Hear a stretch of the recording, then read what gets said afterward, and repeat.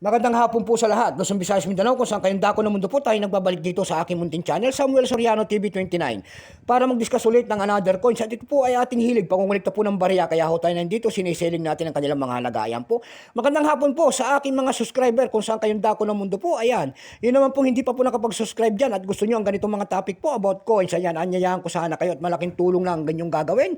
Tulad ng pagpindot ng ating subscribe button, like and share para ma-update po kayo sa mga latest ko pang gagawin mga video po. Maraming salamat din po sa nanonood doon sa aking FB page. Ayan. Thank you so much sa nanonood doon sa aking FB page. Ayan, maraming salamat sa inyo. Baka pwede naman po, pakipindot sana ang ating follow button doon sa aking FB page. Ayan. Babatiin ko lang ang aking mother dyan po sa Dumpay Basista, Pangasinan po. Lahat po ng Soriano family. Dyan po sa parting sa Monte Quezon, Isabela. Ayan, naimbag, nga malamyo amin. Lahat po ng Soriano family, Indinpento family. Ayan, lahat po ng Ilocano. Ang pag-usapan po natin ngayon ay pera po ng Malaysia. Malaysia coins. 50 cent po ng Malaysia year 2010. Bago tayo magsimula sa ating talakayan, kilalanin mo muna natin siya. Issue po Malaysia. Period, Federal Elective Constitutional 1963 up to date po. Type Standard Circulation Coins years 1989 hanggang 2011. Value nito 50 cent. Ayan. Currency ringgit 1967 up to date po. Composition po nito ay copper nickel. May bigat po itong 9.33 grams. May haba pong 27.67 mm.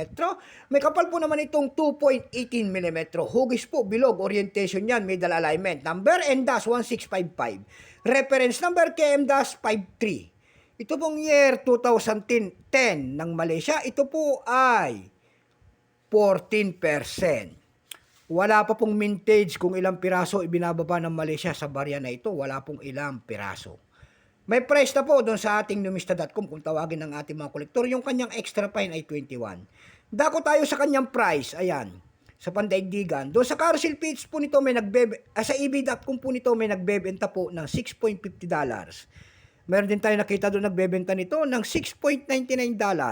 Meron din tayo nakita doon nagbebenta nito ng 361 pesos. Ang pinakamalit po nagbebenta doon ay 334 pesos. Dako naman tayo sa Carousel PH. Sa Carousel PH po nakakita ko tayo nagbebenta nito ng 369 pesos and then 100 pesos and then yung pinakamaliit ay 80 pesos.